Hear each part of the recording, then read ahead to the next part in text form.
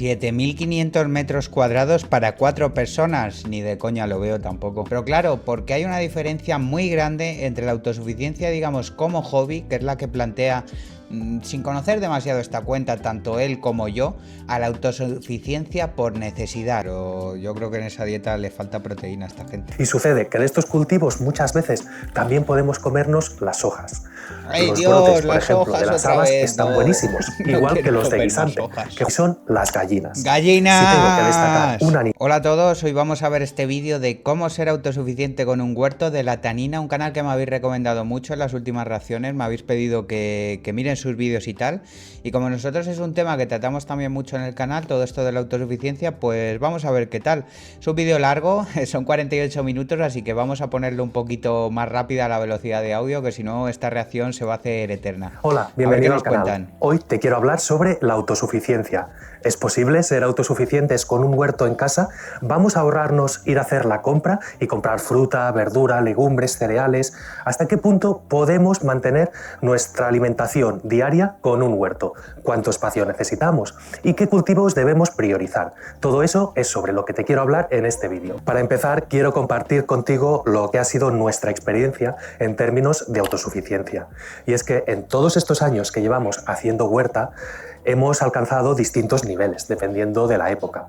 Pero quiero hablarte sobre un momento de nuestras vidas en el que nos lo propusimos de forma muy seria. Teníamos claro que queríamos ser lo más autosuficientes posible y estábamos en un punto de nuestras vidas en el que estábamos dispuestos realmente a renunciar a muchísimas comodidades por tan solo gozar de aquellas que pudiéramos autoabastecernos con nuestro propio esfuerzo.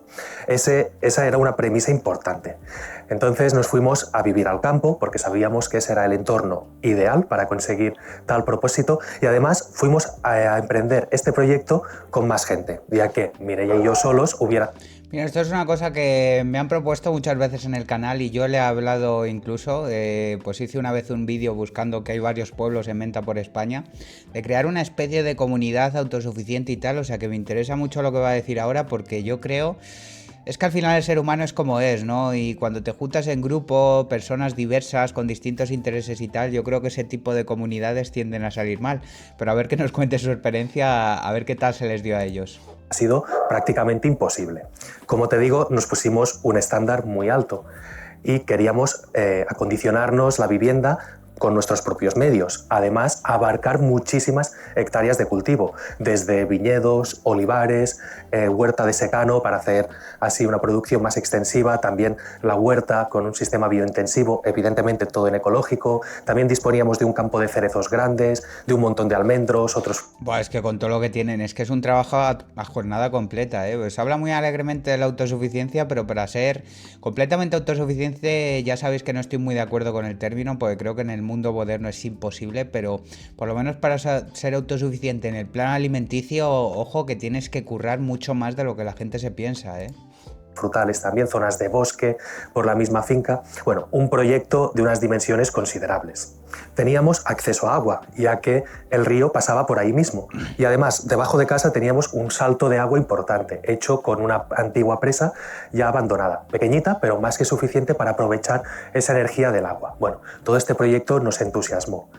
Pero empezar cuesta. Y esto es lo primero que quiero explicarte. Tenemos dos formas de procurar ser autosuficientes. La primera es empezar muy lentamente, poco a poco.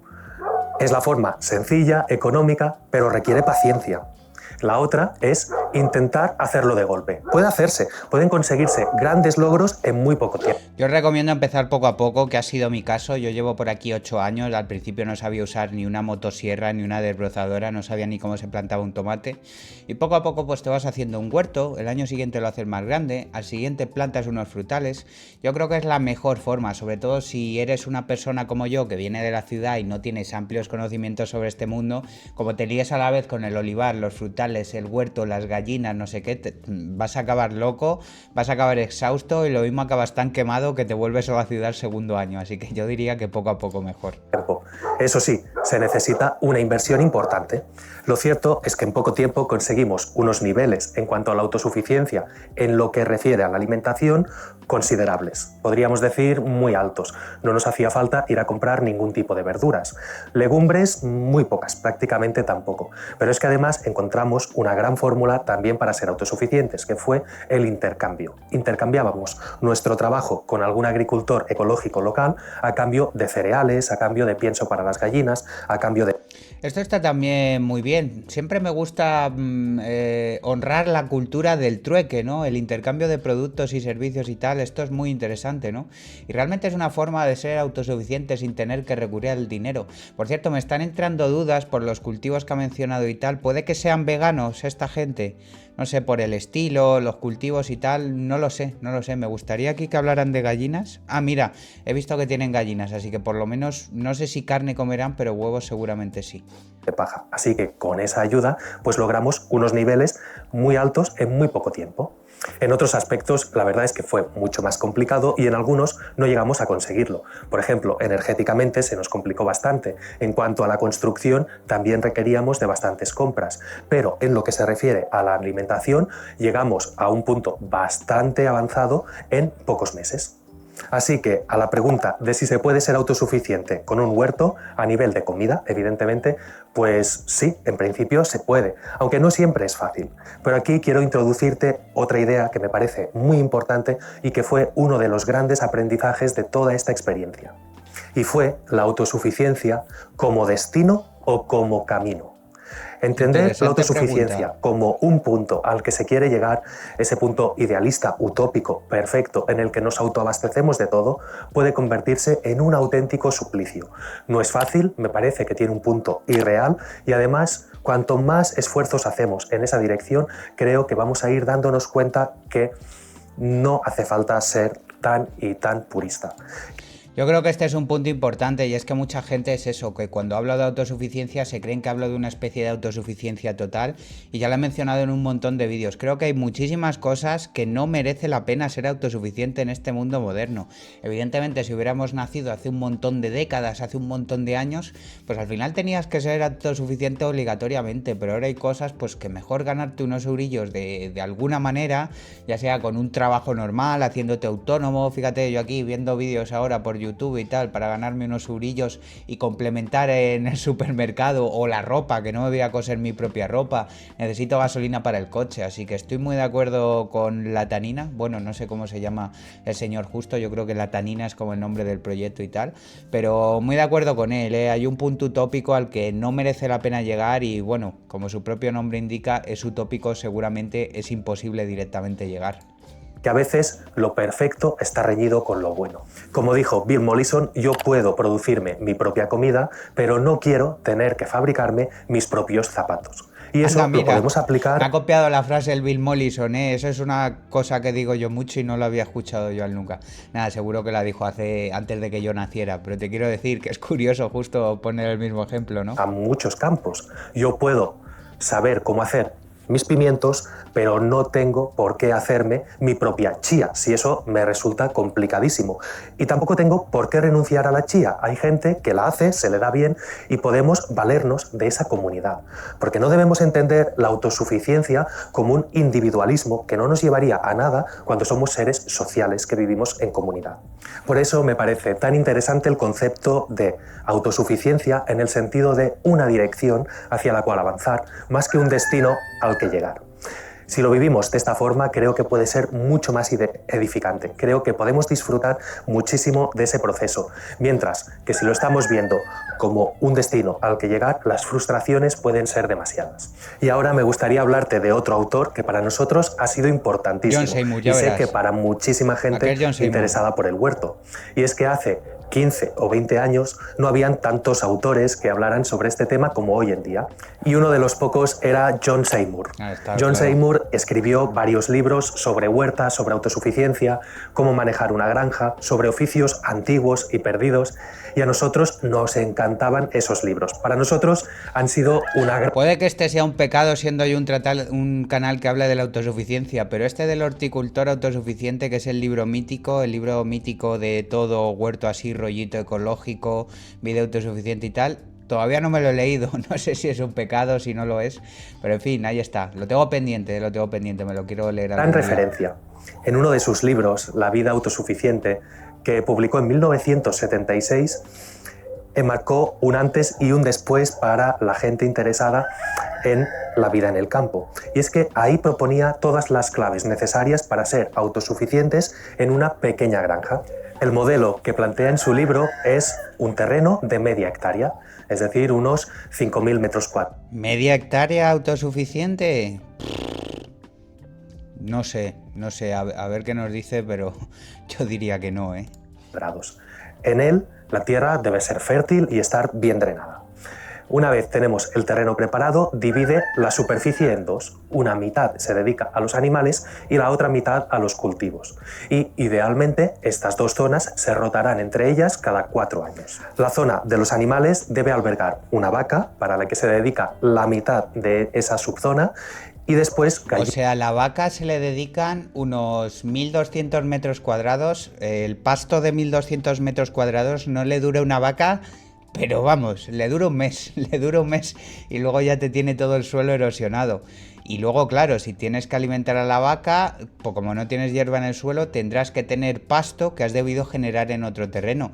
Yo te digo que a mí 5.000 metros cuadrados no me salen las cuentas de ninguna manera, ¿eh? Conejos, cerdos y otros animales de corral. Ala. ¿Y cómo vas a tener todos esos animales en medio espacio que son 2.500 metros? Y totalmente inviable, a mi manera de ver. Van rotando también entre ellos las zonas. Y en la zona de cultivo se dedica a una huerta biointensiva en la que se cultivan todo tipo de alimentos, legumbres, patatas, verduras y demás. Incluso los frutales también tienen cabida en la granja de John Seymour.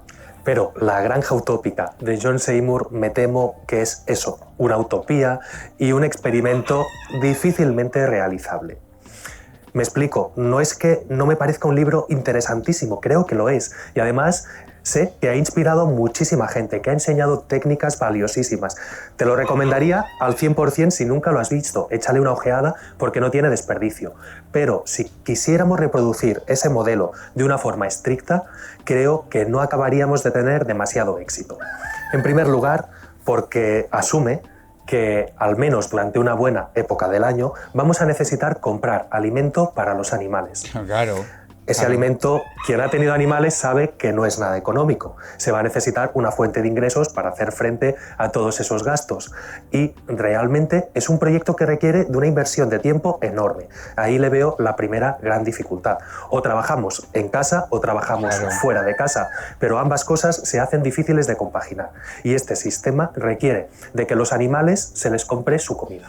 Esa época del año en la que los animales... Oye, pues un poco estafa el libro de John Seymour, ¿no? Yo lo tenía muy idealizado, creía que me iba a explicar exactamente, pues yo qué sé, ya si escribo un libro así, es más, yo estoy preparando un vídeo, lo que pasa que, claro, es tan hilar fino que tengo ahí el guión parado desde hace tiempo, ya lo sacaré de... En plan, ¿cuánto terreno, animales y qué cultivos necesitas para ser totalmente autosuficiente? Y claro, yo si me hago ese vídeo, lo que voy a calcular es el terreno para producir incluso la comida de los animales, porque hacer un libro de ser completamente autosuficiente y que empieces diciendo que tengo que comprar comida para los animales, que a ver, yo compro comida para mis gallinas, no siembro el cereal que les echo de comer, pero voy de cara y lo digo, tío, no sé, señor John Seymour, te me has caído un poco del pedestal, ¿eh? Van a necesitar el suplemento de comida que tendremos que traer de fuera, puede ampliarse bastante en función del clima. Y yo añadiría también que puede ampliarse con el paso de los años, ya que me parece que el espacio es muy reducido para albergar a todos esos seres. Totalmente. Y que poco a poco van a ir deteriorando el espacio. Tal cual. Lo que al principio funcionaba medianamente, con el tiempo va a ir cada vez a peor. Luego está el tema de la huerta. No queráis ver el suelo de un terreno donde han estado las gallinas, como no lo rotes, o sea, como no hagas esa rotación que sí que la menciona, pero evidentemente con más espacio, o sea, te dejan el suelo que ahí no vuelve a crecer una hierba, pero en años, en años. Entonces, no sé.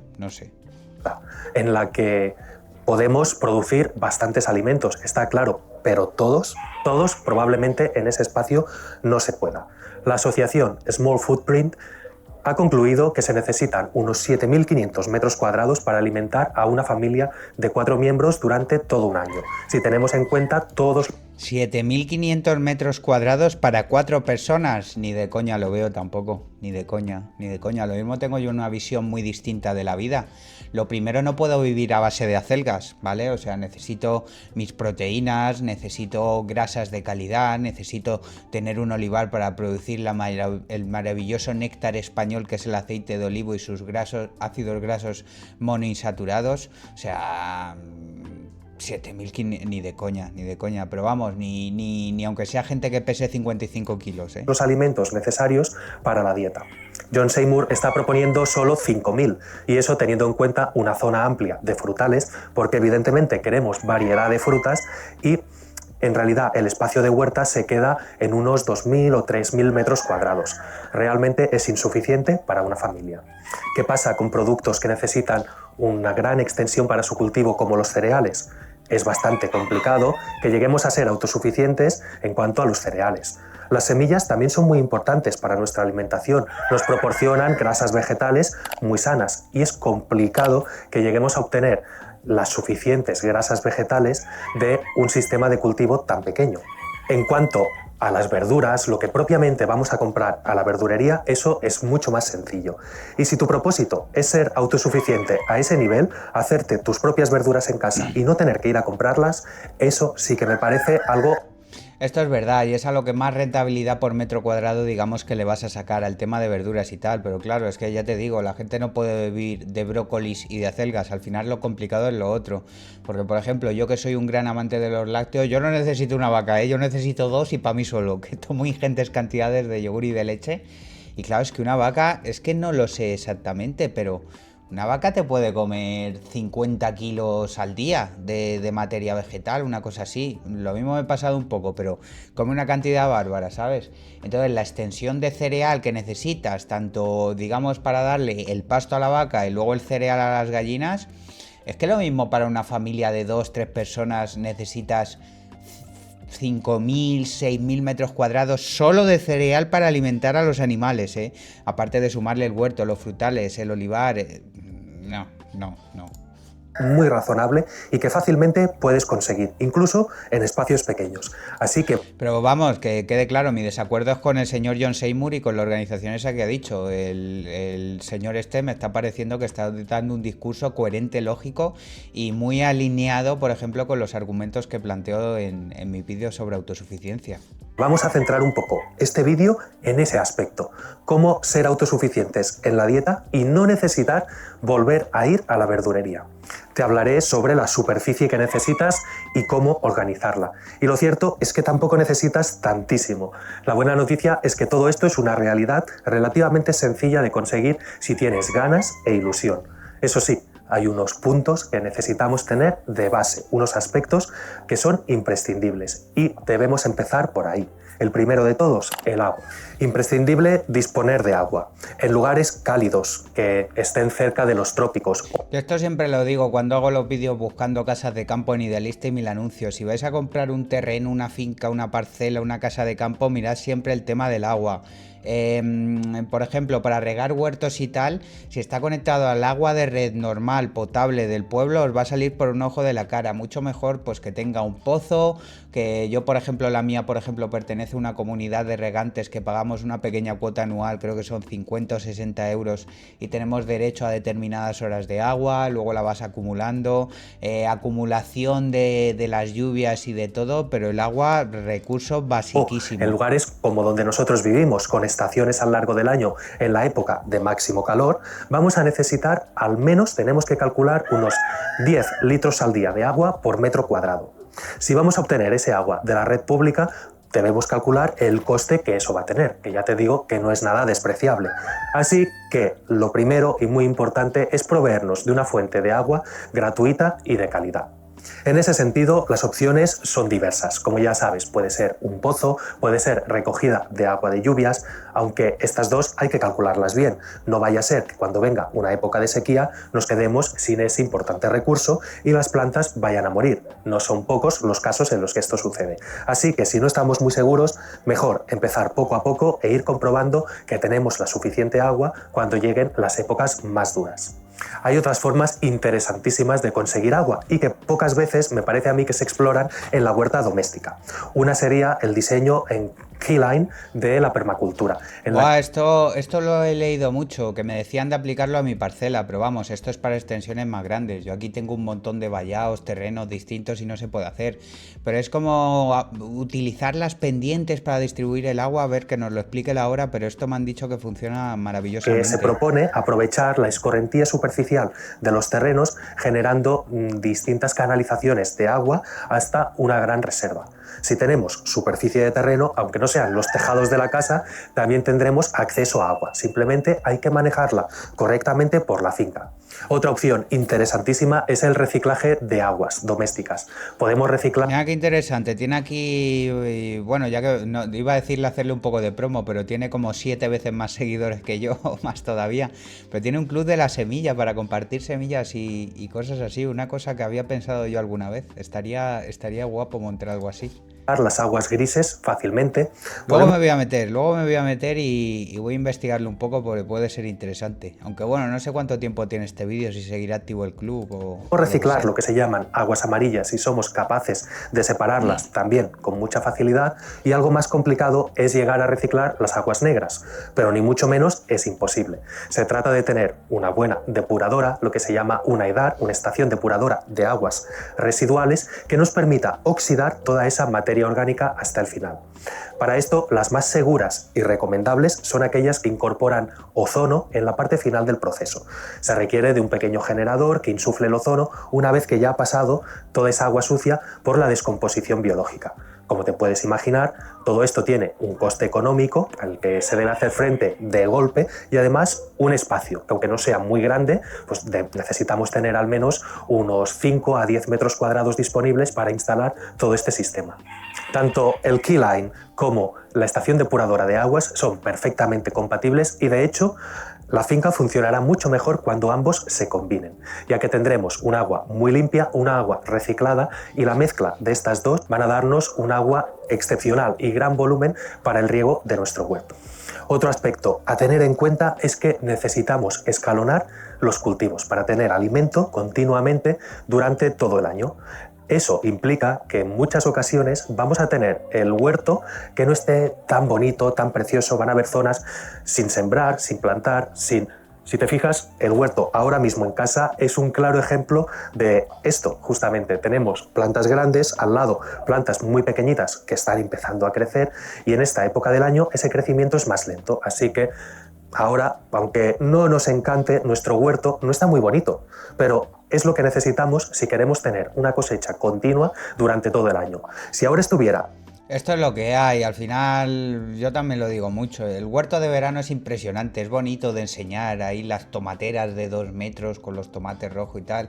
Y por ejemplo la época de otoño-invierno pues se le ve más tristón, ¿no? Con más huecos, plantas más, pues yo que sé, coliflores y cosas así, que yo las cultivo por mis padres. A mí es que todo lo que sea tema crucíferas y tal y me gustan. Yo sería mal autosuficiente si tuviera que vivir solo de mi huerto, la verdad. Todo el huerto exuberante, como en esta época del año, aquí, en este clima, no tenemos muchas plantas de las que vayamos cosechando frutos continuamente, lo que sucedería es que los cosecharíamos todos de golpe, todas las coles, todas las lechugas, todas las remolachas, todas las cebollas de golpe, tendríamos mucho alimento y luego una larga época sin nada que venir a buscar al huerto.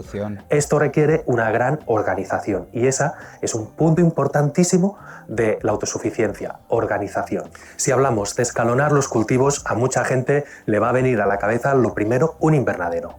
Se pretende alargar con... Antes de que entremos con el tema invernadero, que yo hice un vídeo hace poco también, esto de la planificación y tal es importante porque, claro, yo soy un poco alocado, ¿vale? Yo no sigo tantas planificaciones y tantas cosas, no tengo un cuaderno de campo de cuándo tengo que plantar exactamente esta lechuga y esta otra para que no se me solapen.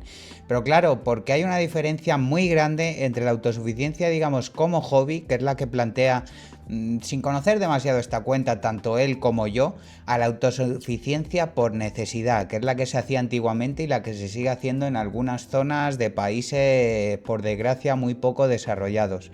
Y es que cuando te enfrentas a la autosuficiencia como hobby, te puedes permitir fallar, te puedes permitir que vaya mal una cosecha o que en determinada época del año, como por ejemplo yo no tengo cítricos en la parcela, y mientras que durante unos 7 meses del año soy autosuficiente, pues ahora voy al Mercadona y esta mañana me he comprado unas manzanas. Pero si te enfrentas a la autosuficiencia por necesidad, no te puedes permitir eso, porque lo que significaría es no poder ni llevarte nada de comida a la boca. Así que aquí hay grandes diferencias y nosotros que, bueno, los que estéis viendo este vídeo, que supongo que lo planteáis también como autosuficiencia como hobby, pues si tienes acceso a internet, imagino que tendrás acceso a un supermercado, pues hay que planificar, pero hasta cierto punto, ¿no? Cosechas con el uso del invernadero, y no es que no pueda hacerse, pero no es nada sencillo. El invernadero veo muy a menudo que es una gran fuente de frustraciones. Se ponen unas expectativas en ese tipo de cultivos que luego no se consiguen. Un invernadero debes entender que con el efecto de la inversión térmica puede y suele estar más frío de noche que el exterior, sobre todo en climas como el nuestro, donde las noches son despejadas y no hay demasiadas nubes en el cielo. En esas... Pues aquí tengo que contradecirle un poco, no sé dónde vive este hombre y qué temperaturas tiene por la noche, pero el invernadero, al final lo crucial para mí, a ver, no tengo mucha planta de huerto en invernadero, sobre todo están las palmeras de mi padre, pero si fuera habido menos 3 grados, en el invernadero no va a haber 10 grados, no hay tanta diferencia térmica, pero sí que me lo suelo encontrar pues a 1 grado, una cosa así, y sobre todo nos evita que caiga esa helada nocturna, ese hielo que se posa en las hojas, las quema, las enmustia y de todo, pues nos evitamos eso, ¿no? Ocasiones, no son pocas las mañanas en las que nos levantamos y nuestro invernadero está lleno de escarcha y hielo y en cambio en el exterior no. Otro factor muy importante a tener en cuenta son las horas de luz.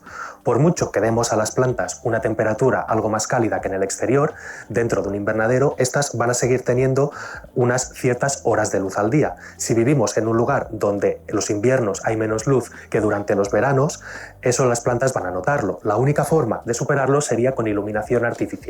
Eso sí es verdad, porque por ejemplo tú plantas unos tomates en invernadero y les puedes alargar un poco la cosecha, pero al final las plantas, al reducir mucho las horas de luz en invierno, pues saben que se ha acabado su ciclo, dejan de ser productivas y tienden a morir. O la albahaca mismo también le pasa a todas las plantas básicamente, saben que necesitan X horas de luz. Cosa que me parece que no es realista ni tiene sentido en la inmensa mayoría de casos. Así que, aunque calentaras el invernadero, consiguieras ese calor y demás, tus tomates, llegando al invierno, sabrían que el invierno está llegando y su ciclo empezaría a ir a menos. No podrías plantar nuevos tomates porque realmente no es su época para crecer, y todo eso lo saben no tanto por la temperatura, sino por las horas de sol. Entiéndeme, un invernadero es muy útil si sabe utilizarse. Nosotros tenemos uno, intentamos sacarle el máximo partido, pero te lo recomiendo solo si vives en zonas muy frías y si estás dispuesto a aprender a utilizarlo correctamente. Si vas a empezar un proyecto encarado a ser lo más autosuficiente posible de entrada, yo te diría que a no ser que vivas en un sitio extremadamente frío, no necesitas un invernadero. Ahórrate esa inversión y dedícala a otras cosas que te van a generar muchos más beneficios.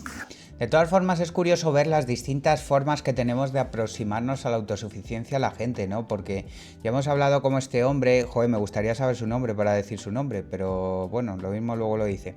Pero que este hombre fue como, me voy al campo y me hago autosuficiente con un proyecto con más gente de reformar casas y tal, y lo mío fue por pura aleatoriedad. Llegué aquí, caí aquí me quedé, de repente planté un tomate, vi que salían tomates y digo, ¿y si planto también un pimiento? Y luego planté un pimiento y luego planté un olivo, ¿sabes? Yo fui como, de una manera, me fue apasionando poco a poco el mundo de los cultivos y de tal, y, ¿sabes? Pero sin la idea de ser autosuficiente. Yo creo que en los primeros años aquí ni siquiera había mencionado yo esa palabra, ni se me había pasado por la cabeza. por mucho que planifiquemos perfectamente y que plantemos de una forma escalonada, van a haber momentos en los que vamos a obtener muchísima cosecha de golpe. Y eso está muy bien si sabemos gestionarlo correctamente. Se trata de conservar todo ese alimento. Importante y esta esto. no es una cuestión menor, es algo que debemos prever con anterioridad, porque ya te digo que es un enorme trabajo conservar la comida. También debemos hacerlo con cierto criterio. Porque, por ejemplo, si tienes cerezas, puedes hacer cerezas en almíbar, puedes hacer mermelada de cereza, pero es un gran trabajo, así que yo te aconsejo que pienses antes cuánta mermelada de cereza voy a consumir durante el año, cuántas cerezas en almíbar. Esto viene bien, chavales, si no va a pasar como a mí, que le pillé el gusto este año a la mermelada, he hecho como 120 botes de mermelada y me estoy dando cuenta de que tengo mermelada hecha para 4 años. Pero bueno, como el baño de María dura mucho, pues espero en los próximos años no tener que hacer mermelada. Pero esto de las conservas es muy importante, ¿eh? Yo, por ejemplo, este año he tenido un mal año de tomates, no he podido hacer tomate frito, pero como el año pasado hice una barbaridad de tomate frito, todavía estamos consumiendo tomate frito de nuestro propio huerto de hace 2 años y seguramente me llegue hasta la siguiente producción, porque como nunca sabes cómo se te va a dar el campo, si va a haber algún problema en tu huerto, si te sobra producción, consérvala, tío, consérvala. Aunque te pases, yo prefiero que sobre a que me falte, la verdad. Voy a consumir durante el año. No vaya a ser que te hagas 20 botes de mermelada y luego Uy, no 20 seas capaz dice. de consumirla ni en 20 años. Te digo esto justamente porque nos ha pasado. Lo que pasa que, claro, yo también hago mucho ejercicio, hago, pues eso, 4 entrenamientos de fuerza a la semana, uno de boxeo, 35 kilómetros de carrera semanal, entonces como ingentes cantidades de mermelada, ¿vale? Pero 20 botes, dice, 20 botes me los bajo en medio año yo. Y no Yo una, solo, dos o 3 veces. Es algo que cuesta evitar. Te lo digo por experiencia. A veces nos emocionamos haciendo una receta en conserva, nos lleva muchísimo trabajo, pero después en invierno cuesta comer de esas conservas. Bueno, siempre podemos regalarlas, siempre podemos compartirlas y demás, pero lo mejor sería plantearnos bien cuáles son nuestras necesidades. En ese sentido, a mí me parece que son muy útiles las conservas en bote que tienen múltiples usos. Por ejemplo, la salsa de tomate o los tomates triturados en bote o todo ese tipo de comida que podemos utilizar luego para hacer multitud de recetas son muy útiles. Para mí el tomate frito junto de la mano con la mermelada son los reyes de las conservas. Luego se pueden hacer eso en almíbar, puedes incluso desecar frutas y cosas así, pero para mí el tomate frito y mermelada, los reyes. Cocina. Para esas sí que merece la pena dedicarles tiempo. Incluso, por ejemplo, un pesto, aunque tengamos que comprar el queso de fuera, luego nos va a dar muchísimo juego durante todo el año. Pesto, tengo un montón en el congelador yo también este año, lo he descubierto este año, chavales. Si podéis plantar albahaca, evidentemente el queso yo también lo he tenido que comprar, pero le ha dado una variedad a mis macarrones para que ya no sean solo con tomate, sino también con pesto, que estoy disfrutando como un niño chico con el pesto, como un niño chico italiano. Puedes hacer pestos de un montón de cosas del huerto, pero no solo las conservas en botes son interesantes. Yo creo que para tener éxito deberíamos tener al menos 3 formas distintas de conservar las cosechas. Una podría ser las típicas conservas en bote. Llevan bastante trabajo, pero son muy útiles. Otra podría ser, por ejemplo, la deshidratación, que lo podemos hacer de forma solar, si la exposición es perfecta y no tenemos que ir moviendo nuestra instalación continuamente, o con electricidad. Nosotros, por ejemplo... Tengo que mirar yo esos desecadores que han salido en la imagen solares, porque yo lo único que intento secar son los higos. Y claro, como no estoy todo el día moviéndolos, que en el pueblo de mi madre que secan muchos higos le dan 3 vueltas al día, pero a mí no me da la vida, pues se me acaban secando mal, se me acaban secando raro, ¿sabes? Tengo que mirar un aparatito o un buen secadero solar, que esos que salían en la imagen lo mismo es que hace que, pues eso, lo que ha dicho el chaval, que no tengas que moverlo, eso sería interesante. Y la otra forma, congelar cosas, yo creo que la dirá también. Debido a nuestra orientación, lo hacemos con una máquina eléctrica. Otra, por ejemplo, muy práctica cuando no se tiene tanto tiempo, es la congelación. La inmensa mayoría de comida podemos congelarla. Es sencillo, es prácticamente inmediato y si disponemos de un arcón de gran capacidad, eso puede ser una reserva de alimento para el invierno brutal. Evidentemente existen otras formas de conserva. Ojito con congelar también con los apagones, cortes de electricidad. Si tienes algunos cortes de luz en tu zona, en 2 días se te va todo el trabajo de medio año en un momento, así que cuidadito con eso también. Aunque ya que hablamos de autosuficiencia, es una cosa que tenemos pendiente aquí, pero unas plaquitas solares con un acumulador, la verdad, eso sí que es ser autosuficiente, la verdad. La fermentación, puede ser un ensilado, pueden ser distintas las soluciones que encuentres. Además, hay otros cultivos muy interesantes de los cuales sus cosechas podemos conservarlas durante unos cuantos meses simplemente almacenándolas. Serían un buen ejemplo las calabazas, las patatas, los ajos o las cebollas. Estos son cultivos interesantísimos si lo que queremos es ahorrar visitas a la verdurería. Esto me gusta muchísimo. Yo diría que son mis cultivos favoritos las cebollas, los ajos y las patatas. Los mismos que ha nombrado él por la facilidad de conservación, que simplemente las tengo en una habitación oscura y ventilada. Y sí, las patatas pues al final a los meses te empiezan a enraizar, y las cebollas cuando vuelve el calor de la primavera siguiente se empiezan a poner un poco blandurrias, pero puedes tener estos alimentos casi todo el año y no tienes que hacer botes ni congelarlos ni nada. Para mí son el culmen de los alimentos conservables. Por cierto, darle la enhorabuena a este hombre por el vídeo. Se ha cascado 48 minutos de vídeo hablando a cámara sin leer un guión. No sé si tendrá algún prompter de esos que se va moviendo lo que sea, con distintos cambios de plano. O sea que maravilloso vídeo, la verdad. De momento me está gustando mucho. Yo soy un poco más cabra loca. A veces hago vídeos de 15 minutos que no aprendo bien el guión. Me trabo 8 veces y tengo que hacer 20 cortes. Así que mi enhorabuena a este señor. Me da 1000 vueltas como youtuber. Pero llegaremos, chavales. Estamos posicionándonos todavía. Eso sí, todo esto requiere que tengamos un espacio adecuado para almacenarlo. Oscuro, fresco, pero que no llegue a helar, que además esté a salvo de roedores y otras alimañas que pudieran dejarnos sin esa reserva, y esto a veces no es sencillo. Yo creo que es un tema fundamental. Si no tienes un buen espacio para guardar, plantéate dedicar esa superficie de cultivo a otro tipo de productos. No tiene sentido que hagas una gran extensión para el cultivo de patatas si luego no vas a poder almacenar adecuadamente esas patatas para irlas consumiendo durante el año. Mejor hacer unas pocas para consumirlas inmediatamente. Siempre he pensado que el camino hacia la autosuficiencia funciona en dos direcciones. Una es la de hacer lo máximo para conseguir todo aquello que necesitamos, y la otra está en adaptar nuestras necesidades a aquello que tenemos. Me explico. Creo que cuando uno pretende ser lo más autosuficiente con su huerto, debe procurar cultivar aquello que necesita, pero también debe modificar ligeramente su dieta en función de lo que hay en el huerto. Y en este sentido, si aceptamos unas cuantas modificaciones de lo que comíamos habitualmente, vamos a conseguir unos resultados mucho mejores. Te voy a poner unos cuantos ejemplos de esto que estoy diciendo. Es probable... Hombre, si eres un gran amante de las pizzas de Casa Terradillas, evidentemente autosuficiente no vas a poder ser. Pero sí, tiene cierta razón aquí, la verdad. Que nunca hayas comido las hojas de los nabos. Pues están buenísimas. Ni las voy a comer. Yo por ahí no paso. Prefiero ser menos autosuficiente que comer hojas de nabo. A mí la verdura de hoja, qué asco, tío. Lo siento si esto es polémico, pero yo cojo una lechuga, le echo vinagre, le echo aceite de oliva y me sabe igual que si corto un folio así en cachitos, le echo vinagre y le echo aceite de oliva.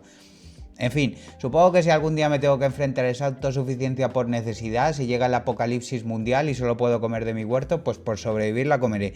Pero de momento me niego. Y son unas hojas bastante parecidas a lo que podrían ser espinacas, acelgas o demás. Entonces, si cultivas nabos, en realidad tienes el doble de comida. No tienes por qué tirar a la basura o al compost, evidentemente, las hojas y alimentarte solo de las raíces. Tienes dos cultivos en uno. Lo mismo te pasaría, por ejemplo, con ciertas calabazas, de las que también pueden comerse las hojas y están deliciosas. ¿Qué? Esto no lo había visto en la vida. Hojas de calabaza. No sé. Yo es que no sé. Yo lo de comer césped...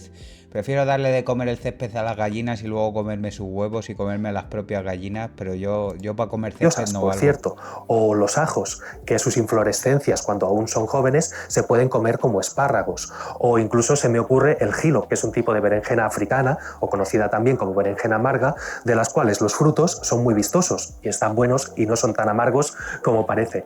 Pero es que además lo que es realmente nutritivo de esta planta son las hojas. Así que adaptándonos a todas esas estas cuestiones del cultivo, a cosas que no estamos acostumbrados porque no tenemos acceso en el mercado, podemos complementar nuestra dieta y hacernos más autosuficientes de una forma mucho más... Ojo, importante ser más autosuficientes, pero seguir manteniendo nuestra salud. Porque yo, por ejemplo, sin desmeritar nada, pero en el vídeo que estoy planteando de autosuficiencia, parto de la base principal del cálculo de calorías, macronutrientes y micronutrientes que necesita una persona para sobrevivir. Porque si tú pretendes vivir alimentándote de cale, con un nivel de proteínas bajísimo en tu dieta, con un trabajo extenuante en el huerto, te vas a quedar como un fideo, te van a faltar un montón de micronutrientes, porque sí, la verdura, no, la verdura, las vitaminas, tal, sí, la verdura tiene vitaminas, pero le faltan otras cuantas, le faltan otras cuantas. Así que muy importante también añadir a esto de la autosuficiencia y adaptarte a lo que tienes, la perspectiva nutricional, que yo en este caso, como es un tema que me apasiona, conozco bastante el tema, pero no sé, va a haber gente, pues eso, que de lechuga no se puede vivir, sencilla. Siempre comento a aquellos que van a empezar un huerto que a partir de ese momento es muy probable que sus hábitos alimentarios empiecen a cambiar. No, porque, por ejemplo, yo he comprobado que la gente que cultivamos un huerto solemos comer muchas más acelgas. No.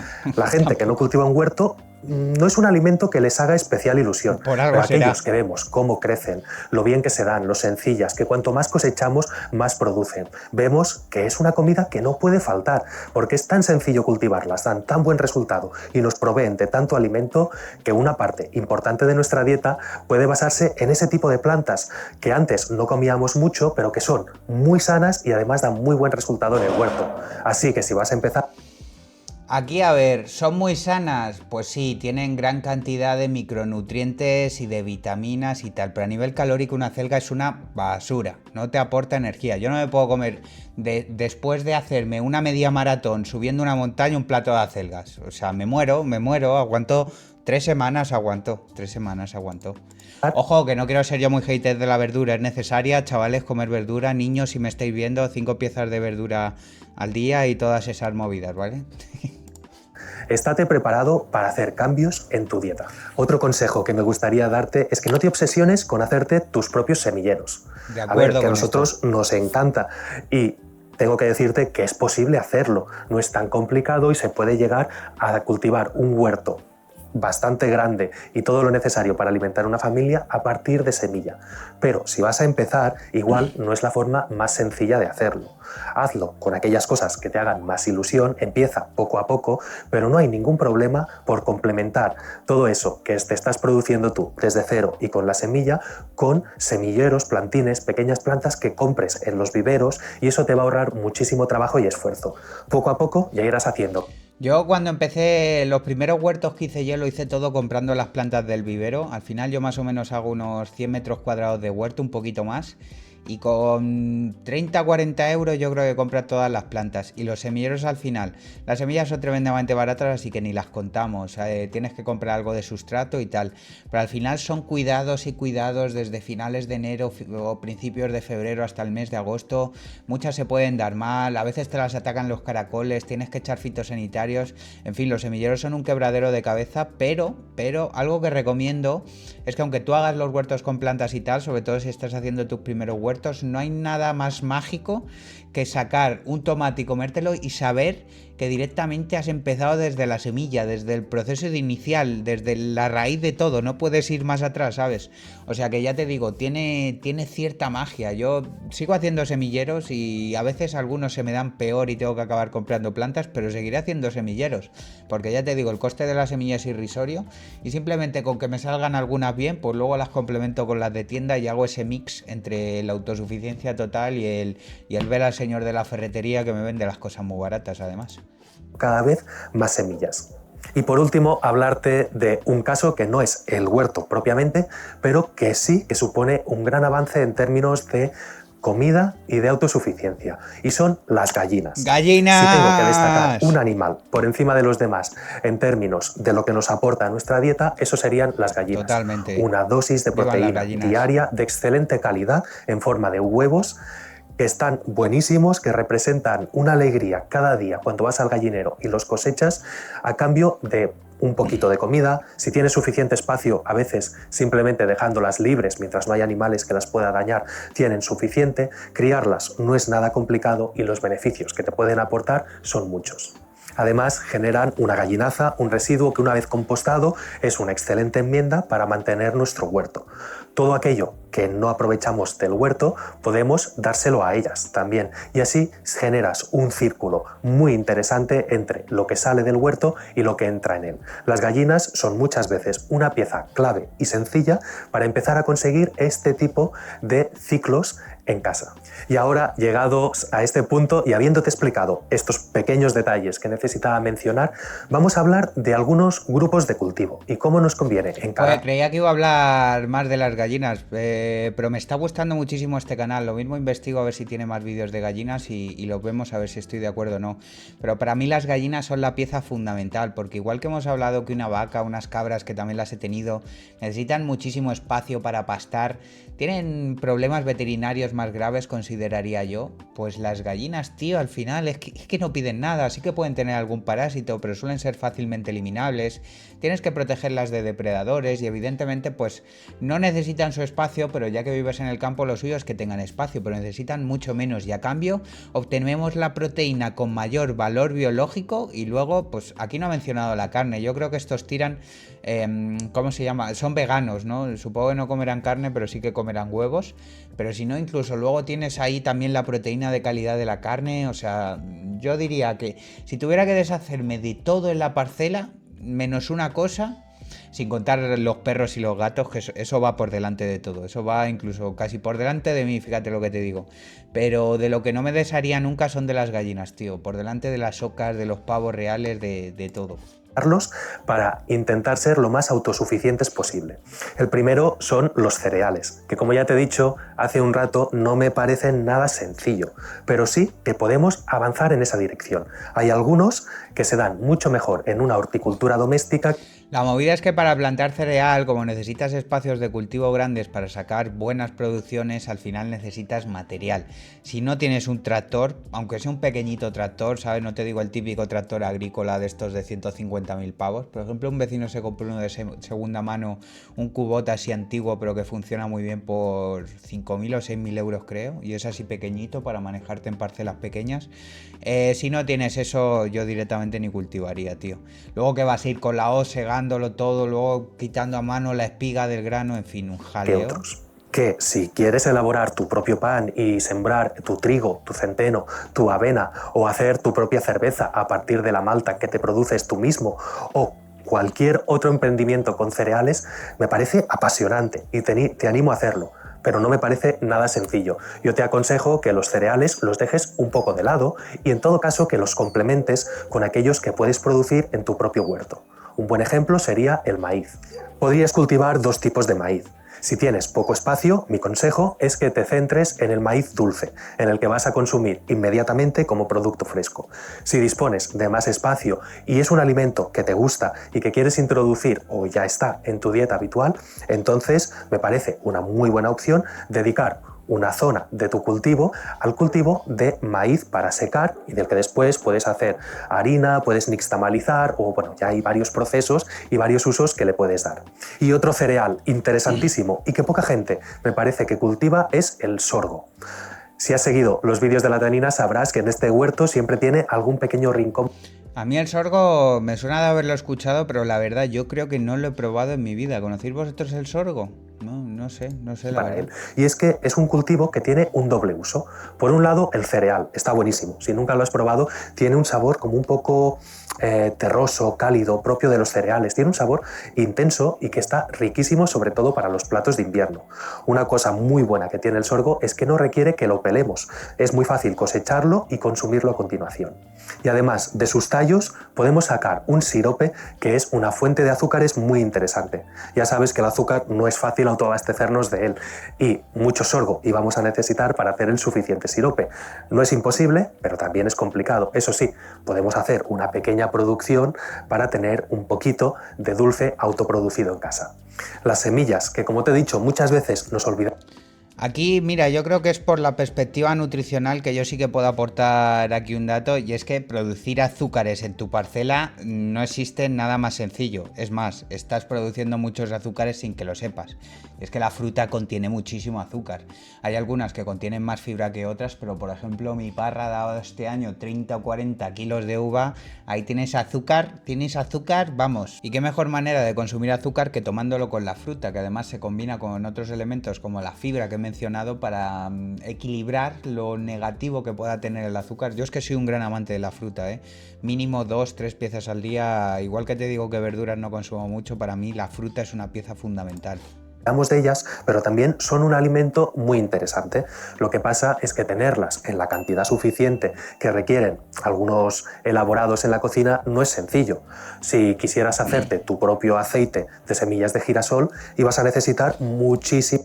No hagáis aceite de semillas de girasol. Ratio omega 6, omega 3 nefasto. El aceite de girasol, dejarlo de lado. Lo más posible, por Dios. Cuanto más lejos, mejor. Muchísima extensión de más en España, tío. El aceite de girasol es que habría que prohibirlo. Tenía que estar prohibido. Es broma, tampoco se me vengan demasiado arriba. Pero el ratio de los omegas, de las grasas omega 9, omega 6, omega 3 es importante.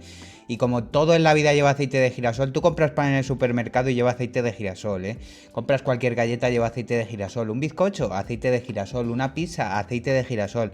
Normalmente los humanos tenemos desbalanceado y tiramos a tener el ratio de omega 6 demasiado alto en comparación, sobre todo en nuestro país, que no se consume demasiado pescado, con el ratio de omega 3. Así que plantar olivos y alejaros lo máximo posible de esa cosa. Girasoles, y así con la mayoría de semillas oleaginosas. Pero yo creo que a nivel doméstico hay otro uso de las semillas muy interesante. Se trata de los microgreens o germinados. Nosotros partimos de una cantidad de semillas que nos podemos haber autoproducido. Las humedecemos y estas germinan, aumentan su volumen. Y no solo su volumen, es que aumentan su calidad nutricional. En ese proceso tan simple que a nosotros solo nos implica darles un poquito de humedad y algo de temperatura dentro de casa, estamos provocando que se transformen almidones en proteínas, en vitaminas, en enzimas y en muchos alimentos muy útiles para nuestro organismo. A lo mejor tener las suficientes semillas. De los microgreens se pusieron de moda hace muchísimos años, así para alimentación humana. Yo en la vida, ya te digo, yo no como césped y menos césped germinado. Pero sí que es interesante, sí que es verdad que concentran más cantidad de nutrientes, y yo esto sí que lo he pensado, pero para echárselo de comer a las gallinas, la verdad. Para hacer un aceite es complicado, pero tener en casa las suficientes semillas para hacernos nuestros propios germinados es perfectamente viable, y nuestra dieta va a mejorar muchísimo si añadimos habitualmente este tipo de ingrediente. Esta gente, con todo mi respeto, pero yo creo que en esa dieta le falta proteína a esta gente. Además, hicimos un vídeo que te dejo por aquí por si quieres ojearlo, y también te lo dejaré en la descripción, sobre cómo hacer germinados en casa con un método muy simple y efectivo. Y ahora sí, ya vamos propiamente por los cultivos de huerta, los más habituales. Te quiero destacar un grupo de ellos, que son las hojas. Es importantísimo para tener esa ración diaria imprescindible de comida fresca, y además es la que se agradece realmente cuando tienes un huerto. Esas ensaladas espectaculares que podemos hacernos día a día, saliendo, dando un paseo por el huerto y cosechando algunas hojas. La variedad disponible de hojas si tienes un huerto es increíble, nada que ver con las ensaladas que podemos acceder en el comercio. En un huerto tenemos infinidad de plantas que nos van a ofrecer sabores, texturas y colores distintos en nuestras ensaladas, y un montón de posibilidades en la cocina. Pero te quiero hablar simplemente un poquito de un método de cultivo que te va a ayudar muchísimo si decides hacer tu huerta para ser lo más autosuficiente posible. Se trata del llamado cut and come again, que en inglés quiere decir cortar y volver. No es nada más que, en lugar de cosechar la lechuga de golpe, o la mostaza de golpe, o la planta que sea de golpe, ir cosechando hoja a hoja. Esto nos permite un consumo escalonado. Mira, esto salió justo en la reacción anterior, en el vídeo del Charles Dowding, perdón por el apellido, del señor Charles, que me cayó muy bien, que hablaba del no laboreo y tal, de eso, que la lechuga no tienes que cosecharla entera, puedes coger hojita a hojita, que es algo que yo no hago porque suelo plantar más lechugas de las que se comen en mi casa, pero es una técnica muy interesante, la verdad. Unas ensaladas mucho más variadas, y además nos permite plantar más junto, porque no dejamos que esas plantas lleguen a desarrollar todo su máximo tamaño, sino que continuamente vamos quitándoles hojas. Al cultivarlas más juntas, nos ahorramos tener que desherbar, no va a haber espacio para la hierba entre ellas. Vamos a aprovechar mucho mejor el espacio y a sacarle un mayor rendimiento también. Y en muchos casos, como sucede con las lechugas, por ejemplo, alargaremos su ciclo, porque la planta no tiene las suficientes hojas como para crear la energía suficiente para espigarse. Así que poco a poco, si vamos cosechando, alargaremos los días de cultivo. Por otro lado, hay otras plantas, como es el caso de las acelgas, por ejemplo, que cuanto más hojas cosechemos, más hojas nuevas van a producir. Y unas acelgas que se cultivan con este método son mucho más productivas que si las dejamos crecer del todo para luego cortarlas. Las raíces también son imprescindibles si quieres ser un poco más autosuficiente. Y la variedad de raíces que puedes cultivar en un huerto es enorme. Te podría mencionar cultivos tan poco habituales, al menos en nuestra zona, como es el yacón, como es la mashua, las ocas, los ñames, pero son realmente unas fuentes de alimento impresionantes, tienen muchísimas cualidades muy interesantes. Yo te invito a que investigues un poco sobre los cultivos de raíz, porque creo que son los grandes olvidados de nuestra época. Nos estamos centrando mucho en los frutos y dejando de lado cultivos ancestrales de raíz que nos aportan muchísimos beneficios a la dieta. En este sentido, también podemos adaptar nuestra dieta a otro tipo de raíces, y es que estamos muy acostumbrados a utilizar la patata, por ejemplo. Pues sabes que los rabanitos, que son sencillísimos de cultivar, muy rápidos y podemos tener durante todo el año, también pueden asarse en el horno o freírse como si fueran patatas o añadirse a un estofado, y así podemos tener otro tipo de acompañamiento que también sale de nuestro huerto y que nos proporciona un gran alimento. O por ejemplo, podríamos tener unos colinabos, que seguramente en la mayoría de zonas no es muy habitual comerlos, en mi casa, o muchísimas otras raíces. Que no te desanime, que el cultivo de zanahorias a veces es un poco complicado en los principios de un huerto. Joder, que sí si es. ves que con las zanahorias no tienes éxito, un consejo es que optes por las variedades de menos profundidad, esas que son redonditas y que aguantan muy bien los terrenos que aún... Pues le voy a hacer caso, porque yo con las zanahorias, tío, es imposible. Tengo una tierra muy arcillosa con muchas piedras, y es que al ser una raíz, cada vez que choca con una piedra, pues como que se bifurca y siempre me salen zanahorias pequeñas, deformes. Pero mira, esto no lo sabía, y sí me suena escuchar, ¿no?, lo de zanahorias baby y tal. Pero mira, para el año que viene, para el invierno que viene, voy a probar con zanahorias de pequeño tamaño, a ver si estas se dan algo mejor. Pues ya te digo, a ver, sí que he sacado zanahorias, ¿sabes? Pero planté un montón y saqué como 2 kilos. Pues ya te digo, todas eran así y unas enredadas con otras. Es complicada la zanahoria, muy complicada.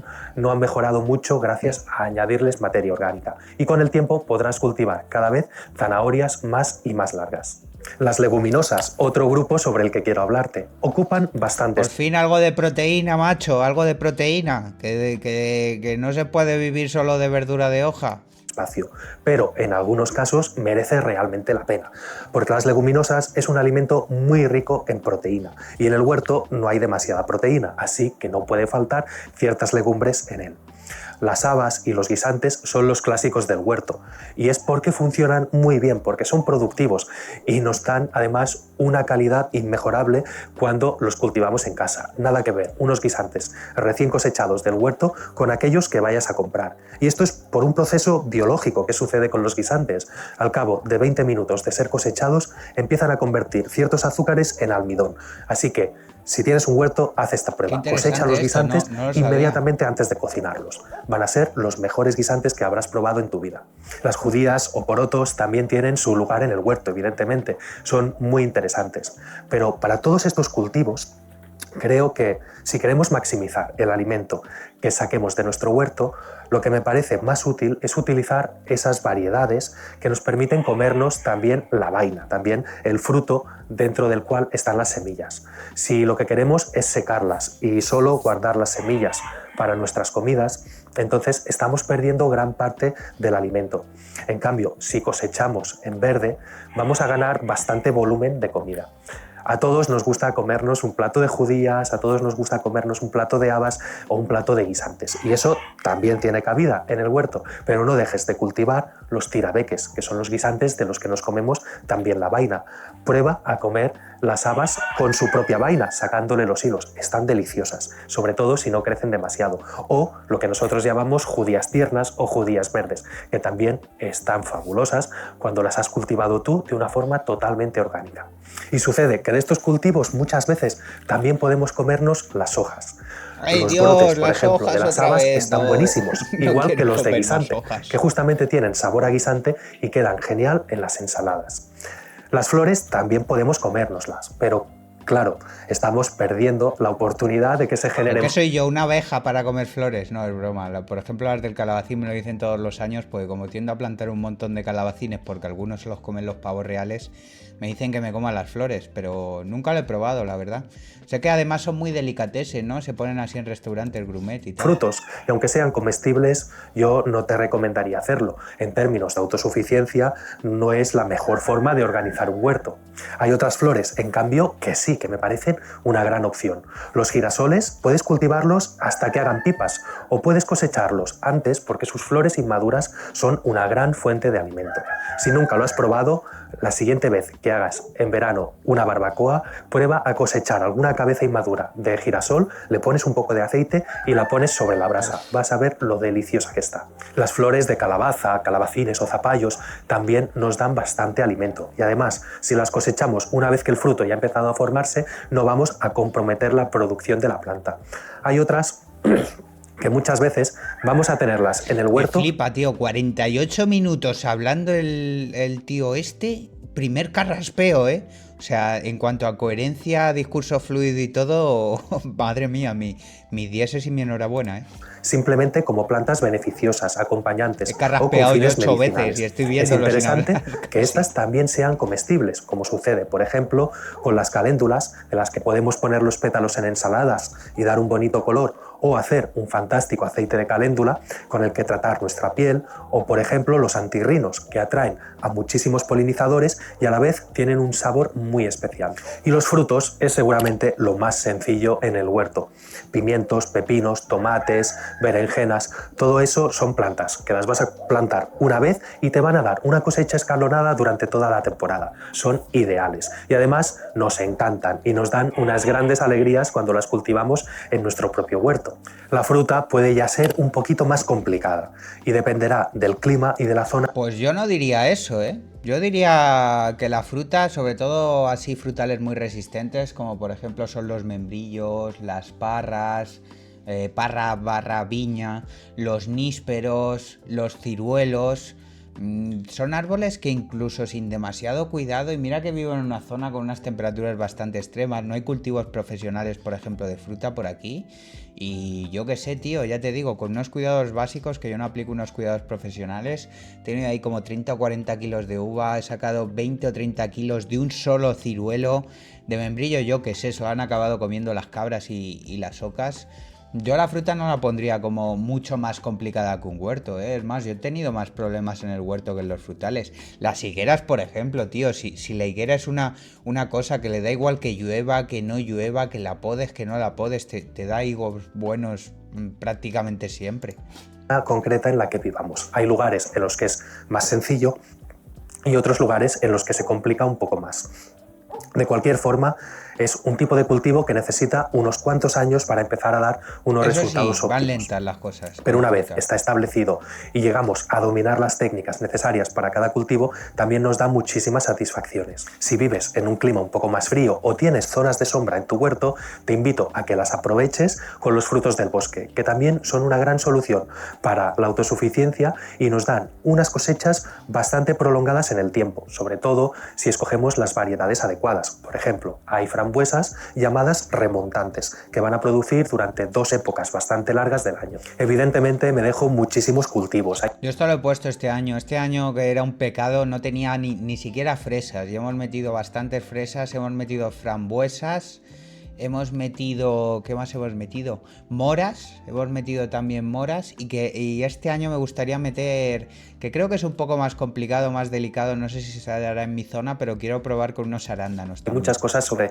las que podría hablarte, pero creo que este vídeo contiene mucha información. Joder, y que si tampoco contiene. quisiera que Te has fuera currado, un macho. exceso. Y hablaremos más sobre cosas relacionadas sobre la autosuficiencia. Pero no quiero acabar sin decirte, sin hablarte un poco de cuáles son las dimensiones necesarias para ser autosuficiente. Pues como ya te he dicho, todo va a depender de cuáles sean tus pretensiones, de lo que quieras cultivar y lo que no.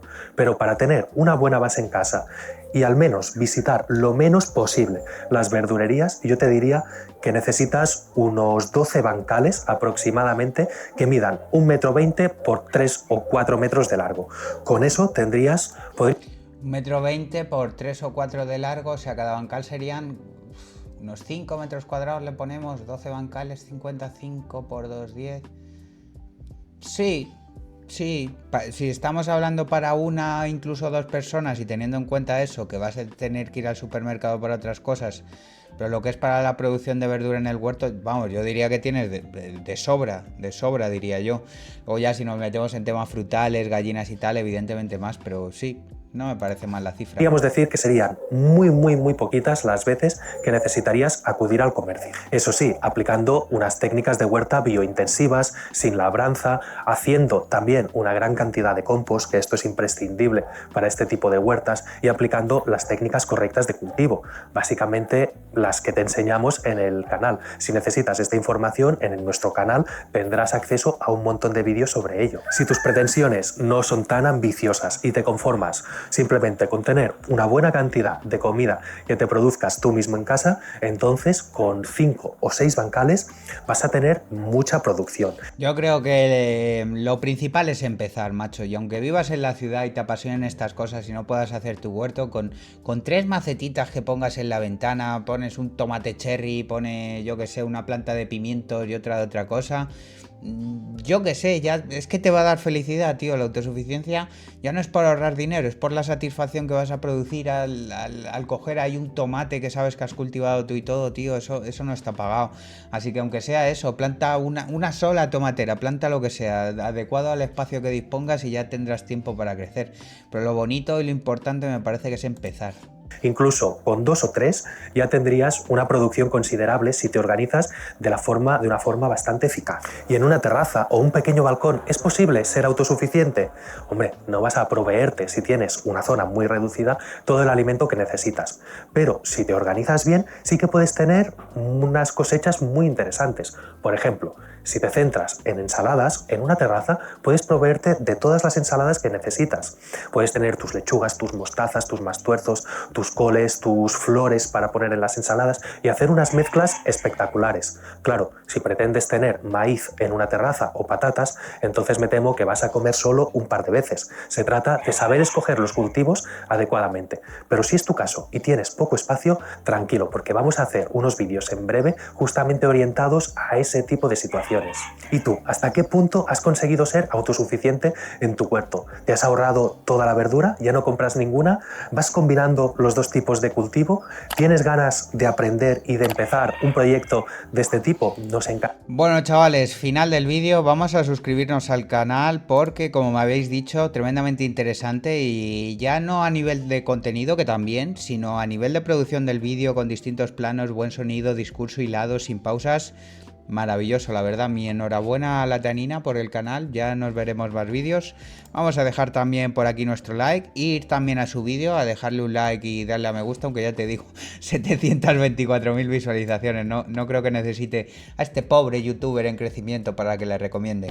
En fin, ¿cómo va vuestro camino hasta la autosuficiencia? ¿Va bien? Pues espero que con este vídeo vaya un poquito mejor. Espero que os haya gustado la ración. Seguid dejándome en los comentarios más vídeos y canales interesantes que os gustaría que analizáramos aquí entre todos un poquito.